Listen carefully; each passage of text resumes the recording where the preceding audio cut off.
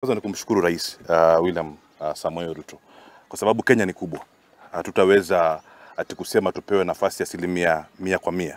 Lakini ya baadhi zile ambazo tumepatiwa tumeshukuru, na kama kusisitiza tu yale wazee wamesema ni kwamba tumekuwa na mawaziri katika serikali zilizopita.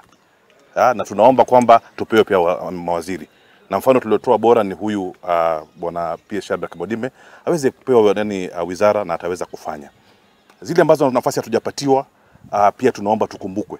Ndio tuko broad based, lakini Pwani, Taita pia, Taita Taveta County pia ni sehemu pia ni Pwani. Kwa hivyo tukumbukwe kwa hapo. Kwa upande wa miradi, nafikiri hata mradi nilikuwa pia naende kutaja ni wa maji.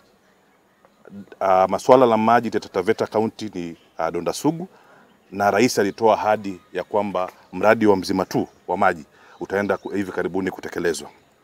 Habari ambazo tulizonazo ni kwamba hii mipango hivi karibuni itakamilika, na jambo hilo litaweza kufanya nini kutekelezwa. Ile barabara nafikiri ya Taveta, nafikiri kama wanahabari mumeona kwamba imeanzwa. Kwa hivyo hiyo inaashiria kwamba hata ile ya Ring Road ya kutoka Bura ya kuelekea Mgange ya kupita Mbale kuja kutokea Mtomogodi pia, hiyo pia kama wazee na hiyo kama pia wahusika tunazidi pia kusukuma pia ifanye nini iweze kutekelezwa. Nafikiri ni baadhi ya viongozi wetu, kwa sababu interest za Wataita wa Taveta lazima viongozi wetu wazisukume, na tunaendelea kuwarai na wazee pia hapa kama stakeholders pia wanaendelea kusukuma hii agenda. Tuko na haya yote. Yale ambao hawajataja wametaja mambo ya mpaka. Nafikiri mpaka wa Mackinnon Road upande wa Kwale, hiyo ni jambo ambalo wazee ambao walikuwa wanajua mpaka ambayo mpaka ya ukoloni ilikuwa imesha wapi.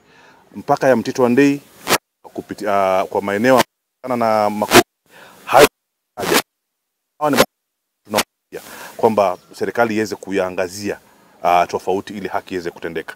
Kwa hivyo ile miradi haijafanyika, tuko nayo. Kipaumbele ni maji kama nilivyosema. Mzima tu imeimbwa sana.